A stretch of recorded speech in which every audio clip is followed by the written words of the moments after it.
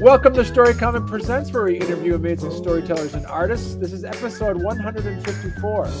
I'm your host, Barney Smith of Storycomic.com, and we're happy to have back with us the nationally acclaimed cartoonist and illustrator, Daphne Lage. International. I'm big in Sweden, it seems. That's international. All right. International. I'll change that intro for the Five Timers Club. See? Yeah, it's like we have at least like 3 people that order from Sweden. Hey, it counts. Yes, exactly. Yeah, exactly. Right. And so congratulations. We were just talking before we went on the air. You actually were able to hit your goal within under 15 minutes. Yeah, 15. Yeah, 14:59. Jeez Louise, that's amazing. Yeah, like I said, on backstage, it's like it's a huge. I thought it would take longer than 4 issues to get to this point. Right. Because on my first issue, it took me about 19 days to raise what I was able to get in 15 minutes on this on the issue 4 campaign. So it's like, so obviously whatever I'm doing is clicking. Right. So I'm really happy with that. So. Oh, and just as a side note for people that maybe did not see either the first, second, or third time you've been on, you do have a parrot. So yes, he's right. Yeah, he's right there. Now now you can actually see the cage. He's right there. There he is. And he has a habit of acting up every time I go live. So if you hear any strange noises, that's him. That's right. So if you're listening on headphones, or if you're listening in the car, turn down your treble. So I think that'll be good.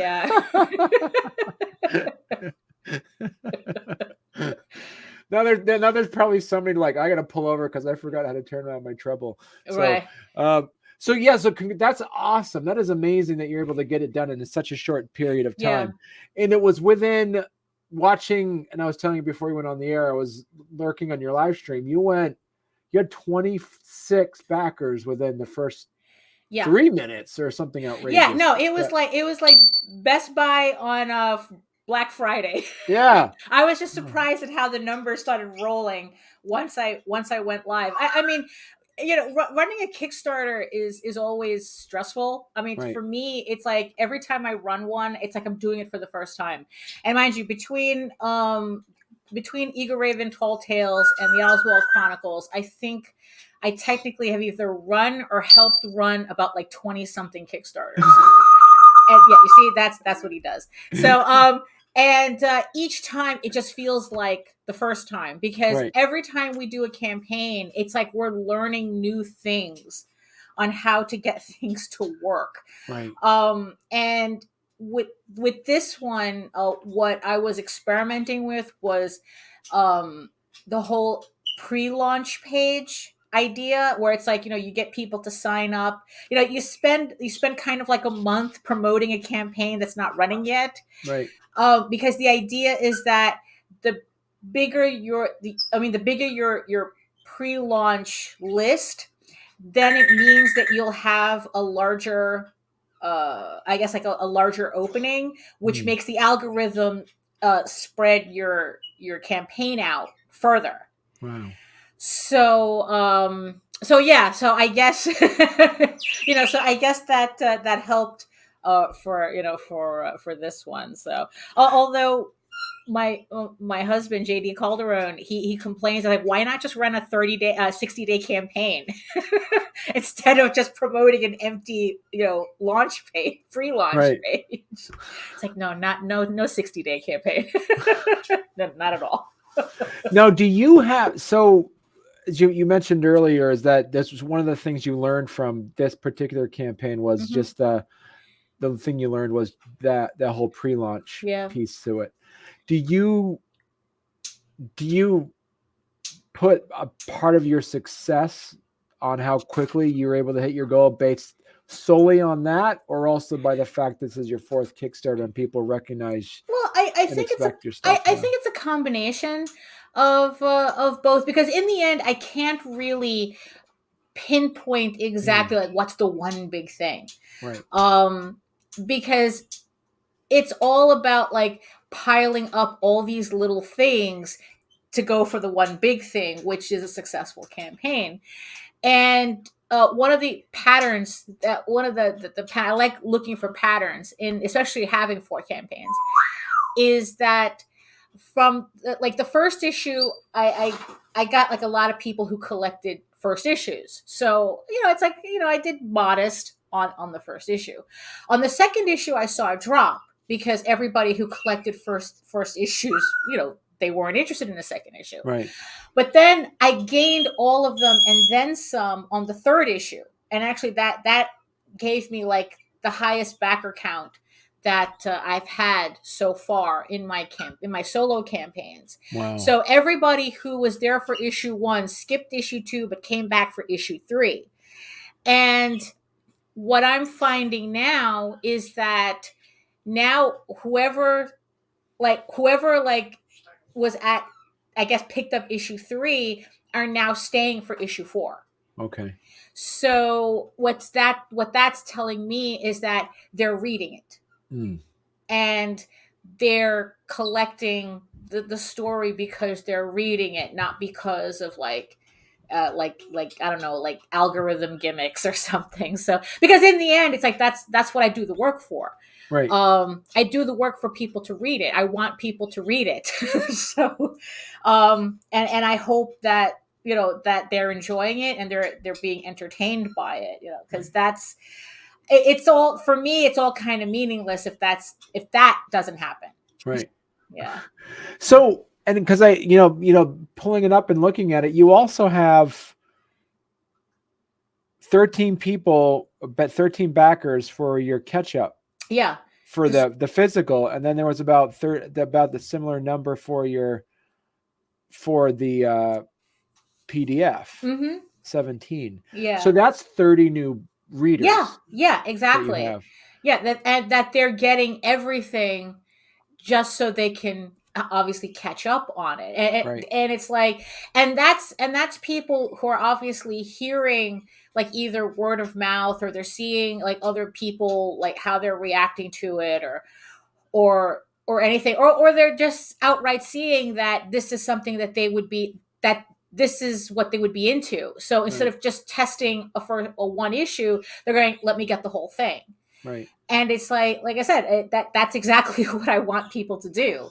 I want you to read the whole thing, because it's like there's we have 15 issues in total. Let's enjoy the journey. Right. So, and what can people expect from this that's different than your previous 3? Well, I mean, so I guess it's like, well, for people who don't know what the book is. So let me give a quick summary. Egoraven, Heir of the First Unicorn is a story of a unicorn princess exiled into the mortal realm. After she is betrayed by her elf prince husband-to-be, dragons overtake her kingdom because she doesn't have enough problems, and how she trains to become a knight, hoping she can win a king's favor and save her people. So issue 4 is where that part of the story really takes off, where she's training to be a knight, and now it's like she's on the royal tournament circuit trying to get to the finals in the capital city where the king will be watching. Oh, wow. So this is her journey, where pretty much it's like where she's really learning about herself and what she can actually do, and whether it's in the cards of whether she can return to her kingdom as a future queen, or whether she's going to be trapped in the mortal realm, because of all this. So issue 4 is where that really gets off the ground. Also, it's also because it's like I keep forgetting to mention this. This book, in spite of what it looks like, it's actually a mature audience's title. due to violence and adult situations. It's a mature audience's telling of the classic hero's journey, with a soap opera twist, kind of, yeah. And it's very character relationship centered as opposed to the big adventure. It's not Lord of the Rings, where like my other book, Tall Tales, is more like Lord of the Rings, and it's about the quest. This one's a little bit more personal. It's about how the characters interact with each other and how she relates to them and all that. So it just happens to be in a fantasy setting with like unicorns and elves and dragons and furries and, and all this fun stuff that I'm into. So yeah, I mean that's pretty much, I mean, in terms of what's special, this is the last campaign where if you're into collecting individual issues, this is the last campaign to do it.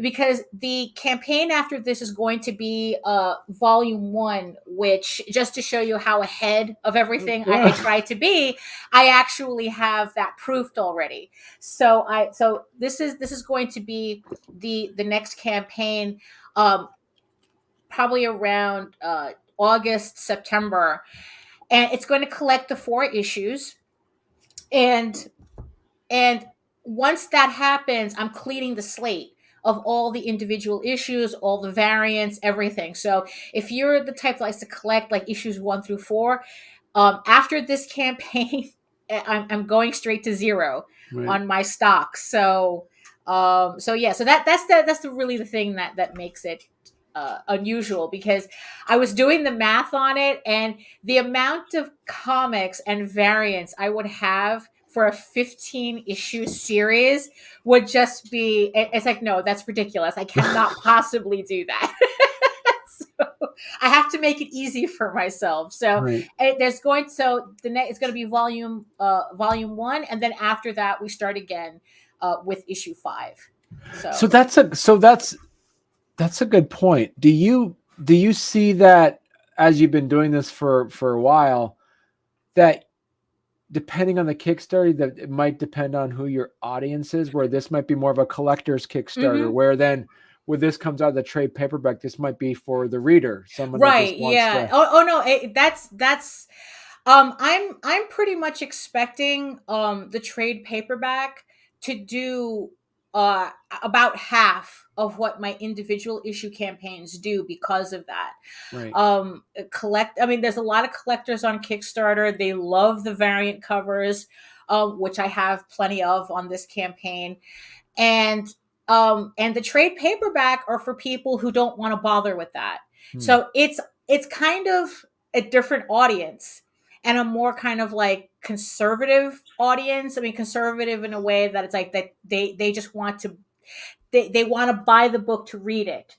And they want it to read it in one shot, as opposed to like collecting individual issues and, and archiving them and doing all that and hopefully not losing them in a flood. So that's something that I have to keep in mind too, because how I tackle the volume 1 trade is different than how I put together the individual issue campaigns. And so where do you see also is that, what are some of the new, because as I say, like watching your live stream as it was launching, just watching you get delightfully flustered at that number getting bigger and bigger as it goes. It was fun. You were talking about also some of the new swag that comes with this one, what you didn't have before. Like you have like a keychain, like an acrylic keychain. Well, it's an acrylic charm. So for the first 40 people who pledged to the campaign, they got like little tchotchkes, like stickers, and an acrylic charm. Let's see, it's like, I think I have like it was something like this. This is the acrylic charm that the first 40 people get. It's just some little things to kind of like entice people to pledge on the first day. Because again, that's kind of part of the strategy of getting the algorithm to really, it's all playing to the algorithm. It's the same thing with YouTube. It's all playing to the algorithm without kind of like losing your content or kind of like your soul to it. Right. Like I would have had that acrylic charm anyway. It's like I would have made that anyway. So it's like I didn't feel like I was doing anything I wasn't going out of my way. So it's like, Right. okay, so this is a fun thing that we can do to get people to pledge on the first day, so that the algorithm would, spread it out, spread the campaign out more. And because you also got projects we love as well. Yeah, it seems like I seem to be collecting that now. I started getting those with issue 3. Wow. So I got it for issue 4, and I also got it for my Tall Tales campaign. I got it for volume 3 of Tall Tales when I put this book out. So obviously somebody at Kickstarter is watching. So I really appreciate that. I mean, there's a lot of debate as to whether the label helps at all, but it's such a gas to get that it's like, it's like, okay, it's fun. It's like whether it helps or not is kind of like, it becomes kind of irrelevant.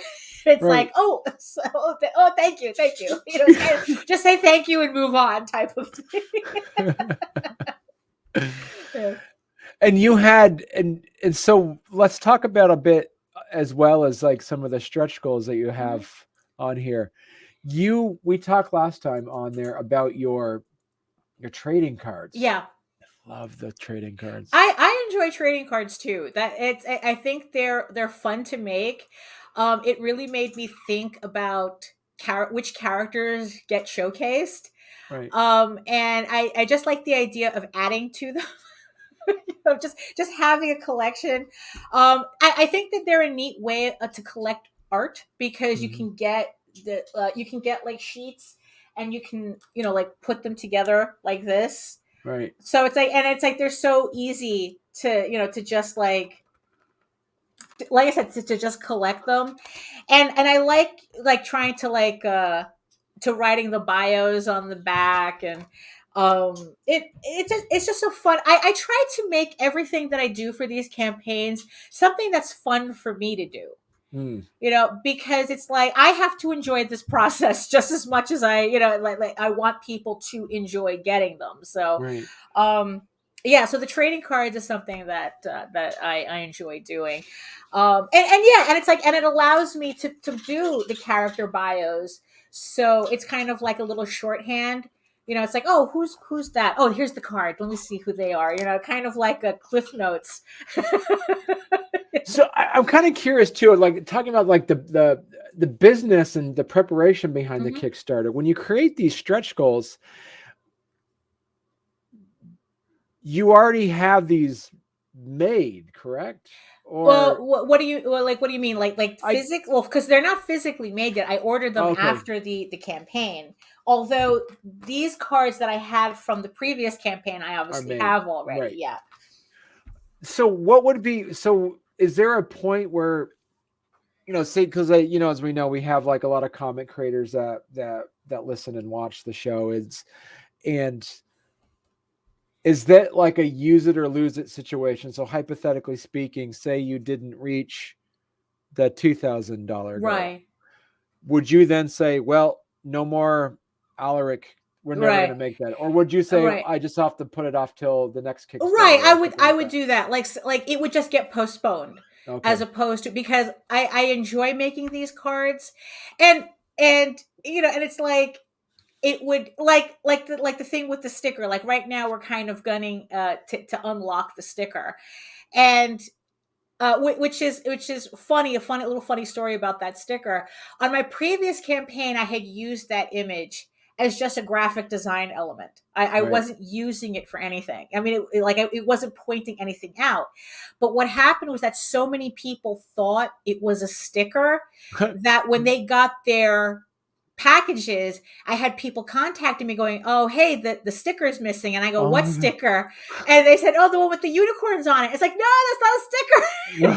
That was just, it's like, no, you got everything. So in this campaign, I decided to make it a sticker. And that's why I said, because you demanded it. Everybody wanted this image as a sticker. So I did proof it out. So I do, like, I have some I did proof the stickers, so I know what they look like and I know how large they have to be. So that's ready to go. Right. Once I once the campaign ends. But yeah, but like if I didn't reach that goal, I mean, technically I still have the, like, I would use it for something else. Okay. Like nothing goes to waste. That's why the whole thing is about like me enjoying making these things, because they're going to come out some way or another. It's just that it would be nice if we hit the stretch goal.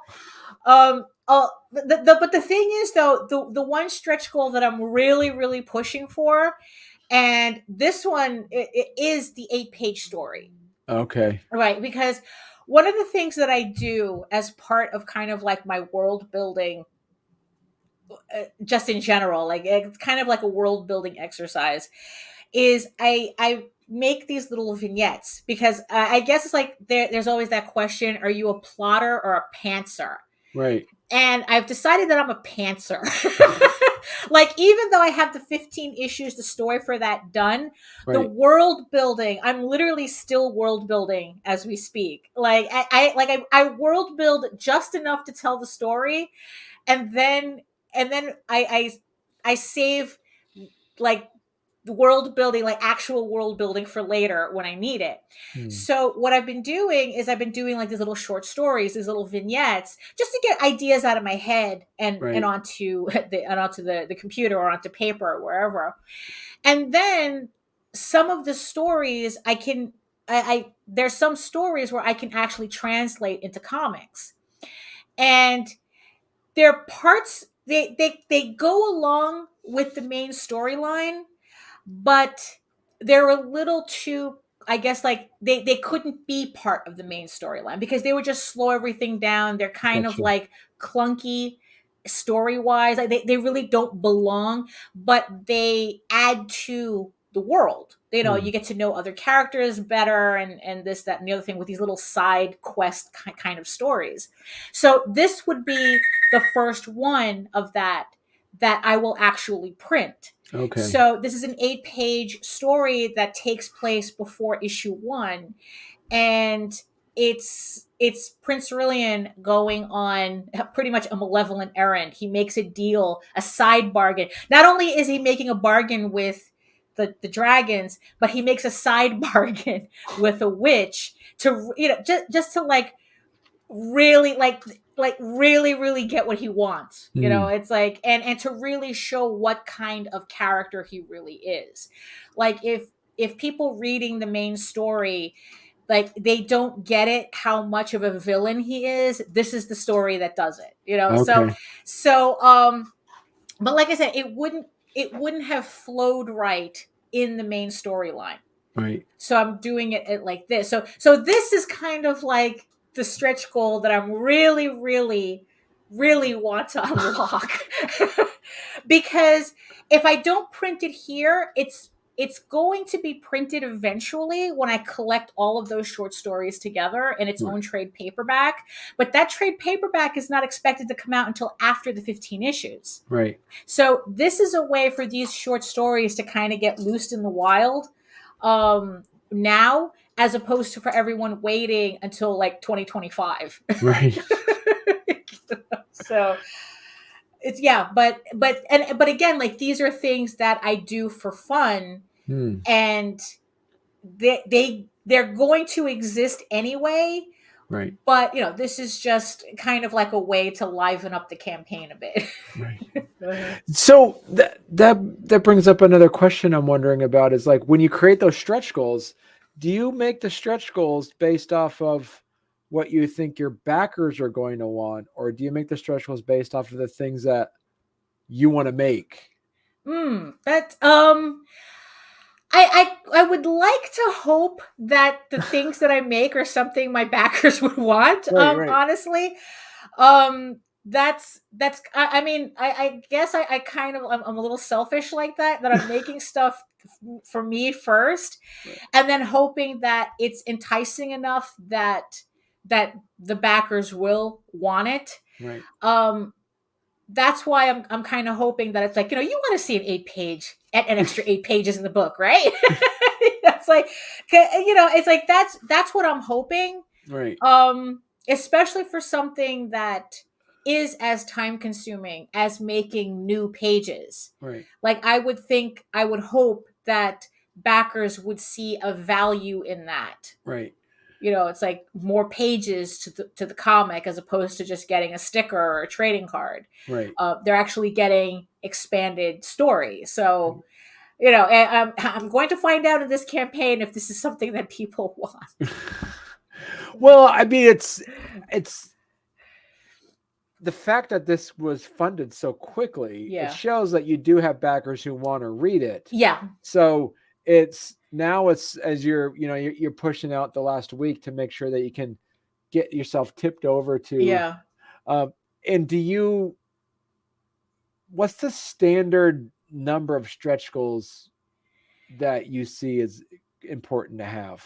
I don't really count it. Right. But the thing is, like, how I look at it is that I try to keep my stretch goals as something that I'm confident that I could raise. Right. As opposed to kind of like coming up with a fantasy number, like, oh, if I raise 30 grand, it's like, look, it's like I'm nowhere near raising that type of money. So it would be silly for me to even offer up a stretch goal pretending that I could.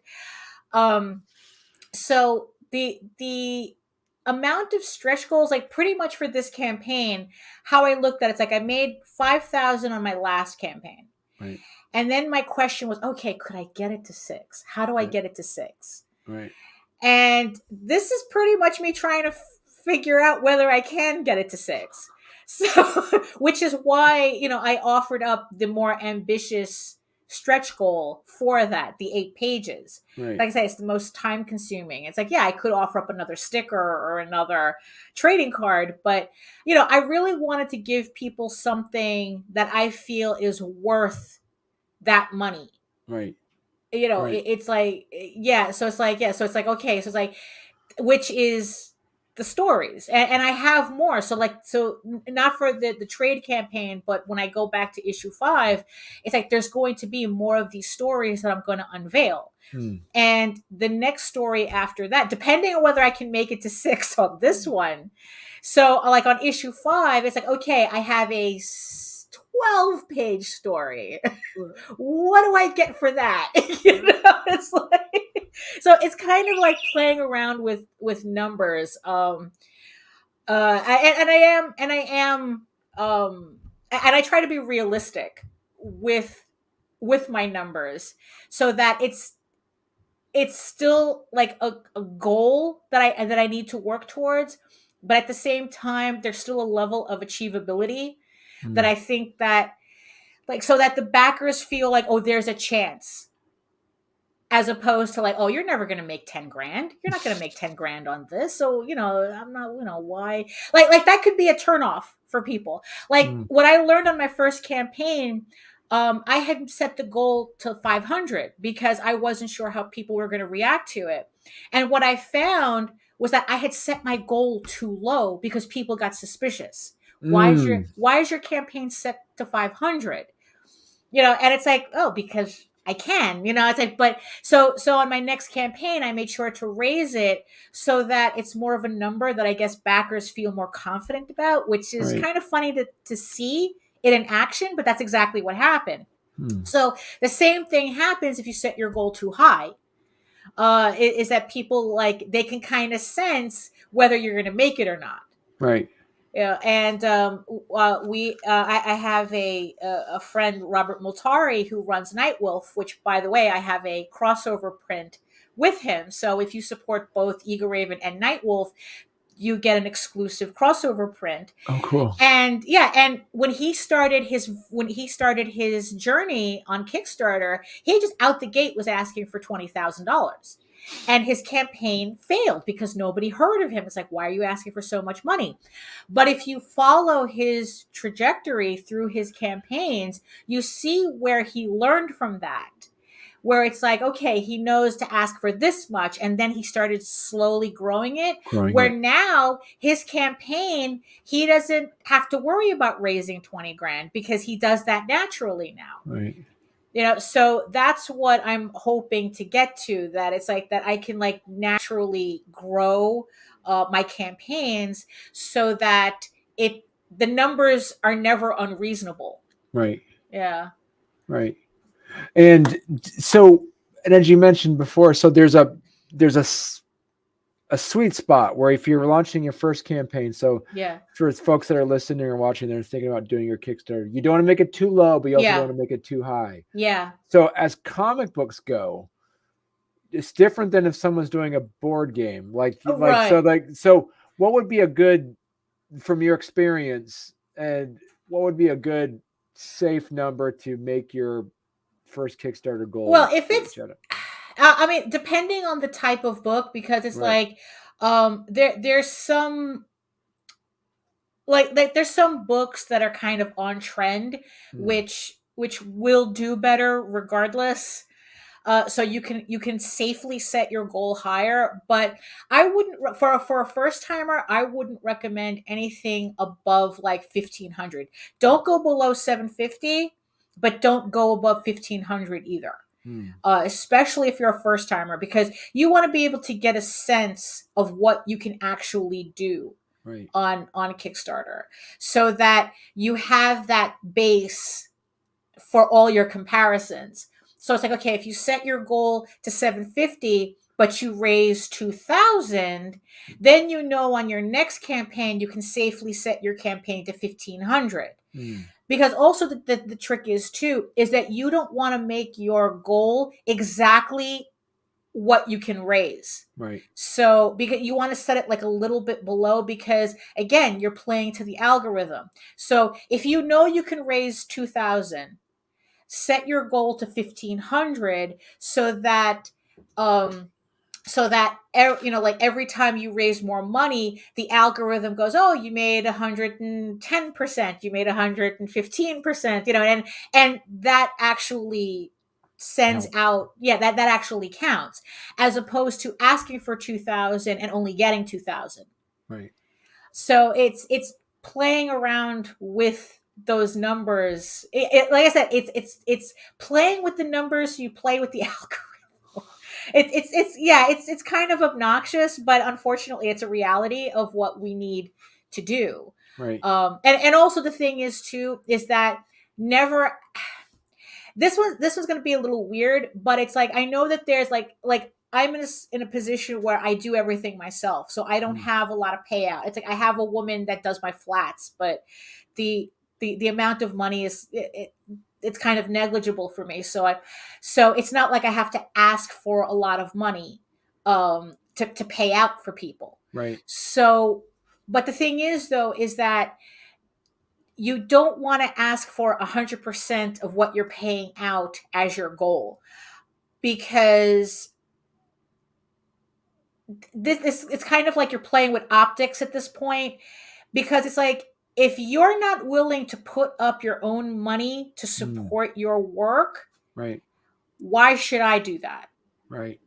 I want to see, it's like me, but it's not just me. It's like a lot of people, they want to see you have skin in the game. Right. As opposed to just running a Kickstarter so that you don't have to take anything out of your pocket. It's like, no, if this book means something to you, if this project means something to you, you are paying out of pocket, right, for something, just to show that that you care enough to do that you're not just relying on Kickstarter to pay your people.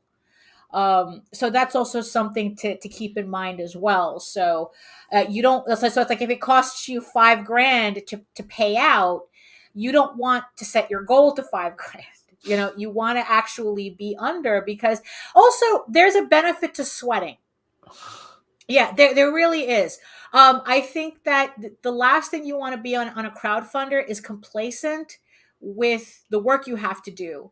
I think people underestimate how much work it is. It's not just sitting. It's just not sitting and staring at a computer pressing, what is it, F12, whatever the refresh button is. You actually have to hustle. The hustle is real. The work is real to promote a campaign, because the signal to noise is incredible. And you have to keep hammering to be able to get those eyes on you. So yeah, you don't. So yeah, so if you're, so if if you kind of like have to put out yourself, then it kind of incentivizes you to really push the campaign, to do Right. whatever you need to do to push the campaign. Yeah, it's just, it's all these little things that you have to think about to, to do this, even 20 something times. So do you see it's almost like a momentum building Yeah. as you think it's as it gets easier and more people are familiar with your name and your Hmm. work? And how important is it is a mail list? I use that too. Mailing lists are kind of like one of those things that your mileage will vary. Uh-huh. But I think that for every creator, you should have one. There, you should have a way to talk directly to the people who are buying your stuff, Mm. buying it, supporting your campaigns and whatnot, Right. outside of the platform, because the idea is that if something were to happen to the platform, you still have these people, you still have access to these people who are supporting you on the platform. Not that I see Kickstarter going away anytime soon, in spite of people you know claiming otherwise, but it's always good to have access, Mm. to have a mailing list, to cultivate a mailing list, so that you can uh, go directly to your supporters, as opposed to depending on a platform. But it works in conjunction with the platform as well. Okay. So, yeah, it's the mailing list is a grind. Because it's just kind of funny to see how many people sign up for a mailing list and then they never read your stuff. So it's that's a whole other strategy that you have to focus on too. That's like, how, okay, they signed up for your mailing list, but doesn't mean they read your emails. So you have to kind of like figure out how to make like enticing titles and whatnot, so that um they'll actually open up your emails. Or what I'm finding out in my case, people use my emails as a reminder to Right. support the campaigns. Yeah. And so I make sure to say it in the title. It's like, oh, Egoraven's on Kickstarter.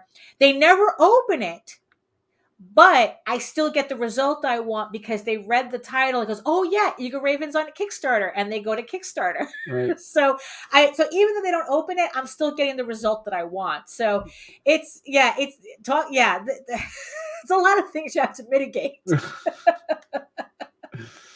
And do you see and what do you see yourself doing for your ego for, as you said, the trade paperback Right. that's going to be coming out? What do you already have some ideas in place of what you might be able to do different I'm or tweak? Wow, yeah, it's because, like I said, the trade paperback I know is It's going to be a different. tougher sell. Right. So, I mean, and the thing is that you can't do variant covers with it. You can't do the more traditional collectible aspects to it. Right. Like things like hardcover is like way too expensive to do as print on demand.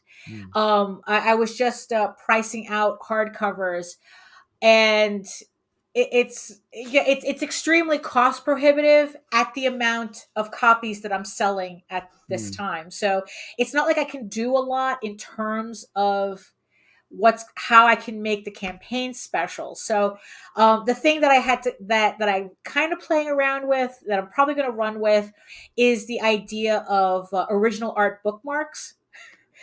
So it's like, so well, it's trade paperback, you kind of need a bookmark. Right. So Yeah. what if you could get like original artwork? So instead of like a sketch cover, you get a sketch bookmark. Okay. And it's like, and it's like trying to come up with, okay, how can I make this exciting for a trade? Yeah, and it's like, and hopefully that all the people who have the individual issues will come back to pick up the trade, so they can put away their individual issues and Right. have the trade as to actually read it, Right. as of right. I mean, it's yeah, it's a yeah, every campaign it's a different challenge. Right. Just like, with issue 5, it's like, okay, so I'm going to have the trade and issue 5. So that's how you're going to get the whole story. So it's like, okay, how are people going to feel about that? It's like, and I'm going to find out. So I only find out until I do those campaigns, Right. because every single one is a learning experience. Everything is new. There's always something new that pops out that I wasn't prepared for. Right. So And do you, and because you mentioned earlier, do you ever, uh, you kind of put out a pledge level just to kind of go fishing and see if there's enough people interested in it? well, like like if I were to do like a hardcover or something, Or something like that, and just right? say, I'm just kind of curious if, Well, um, honestly, that's not something that I would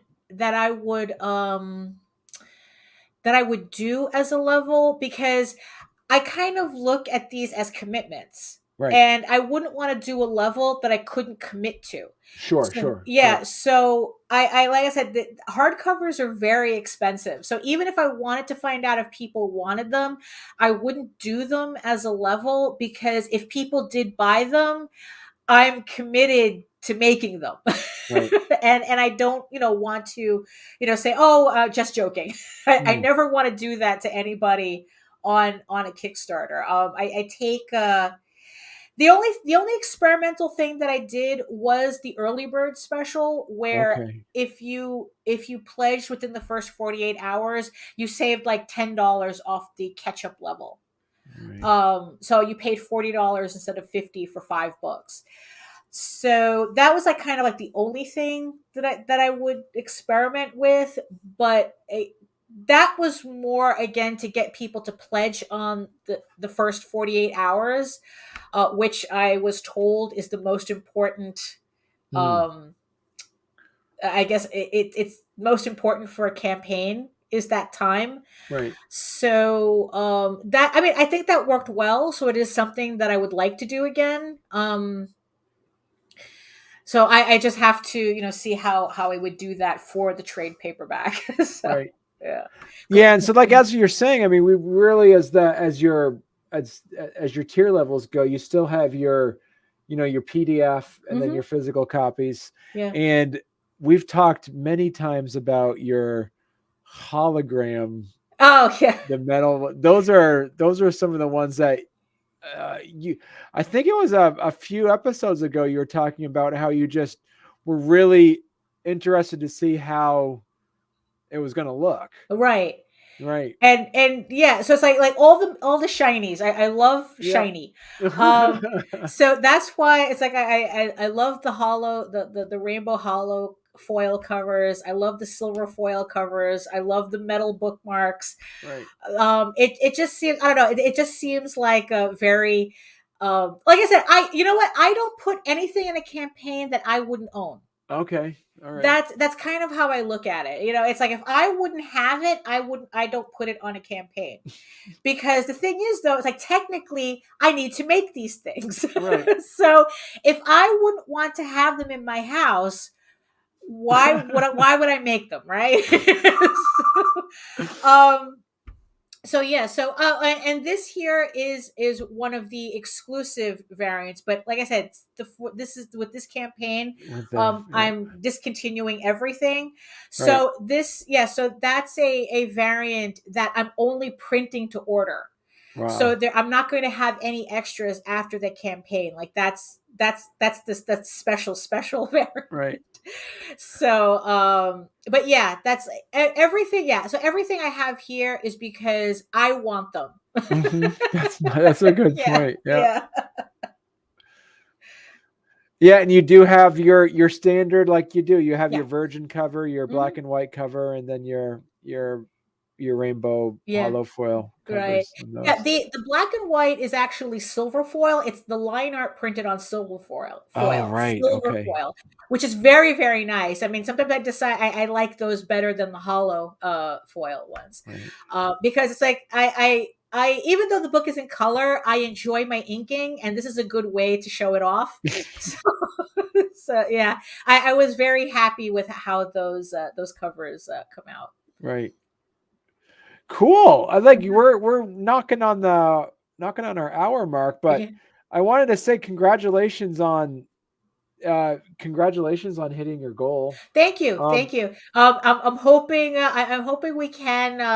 My ultimate goal is to unlock that last stretch goal, which is the Right. short story, because I really do want people to read these.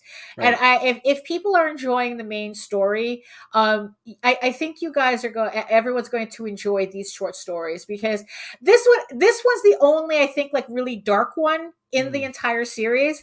All the other vignettes that I have, all the other short stories, they're more like lighthearted. So, and I have a couple of funny ones that are coming up that I'd like people to see. There's there's one that I'm working on where Egoraven goes to the doctor for the first time, which in and of itself is like, why would a unicorn go to a doctor? But that's kind of like the joke of the story. So it's like, it's like, so everything else is, kind of like just like these cute little silly stories that, like I said, like they don't fit in the main storyline either tonally or part of the linear story that I'm telling, Right. but they're just fun little things, little side stories. So that's the main goal that I'm hoping for. So I hope people will be excited for that to push me over that edge. I even if it's like an obnoxious number like 6,002. It's like, I'll take that. Well, that's awesome. Yeah, congratulations again. Thank you. And I look forward to having you come back on to talk about your trade paperback. Yeah. It's so I can be I can be a repeat offender. That's right. See, Yeah. right there. Perfect. Well, thank you so much, Daphne. It was great talking to you again. Always. These hours go by fast, Yeah. So, yeah. But at least now we have technically 4 hours of content, right, on just us, right, that people can look back on. Watch it in a series. That's right. See the growth. You can see the growth. That's what it is. See the growth. Yeah.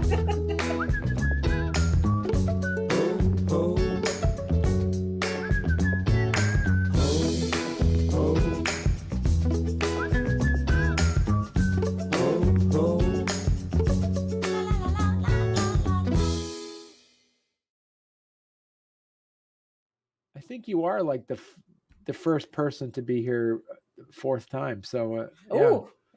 Like records abound. Records abound. Yeah. And I just checked. I checked my back end on my website. So it's called the 5 Timers Club, just like from Saturday Night Live. The old Saturday Night Live, they had the 5 Timers Club. Right. So Daphne, you might be the first one. Right. Yeah. It's like, well, it's either Saturday Night Live 5 timer, or I think a repeat offender is what they called them on Law and Order. Oh, yeah. If an actor kept coming back on playing different characters, they were called a repeat offender. A repeat offender. I might have to change that to repeat offender. That's funny.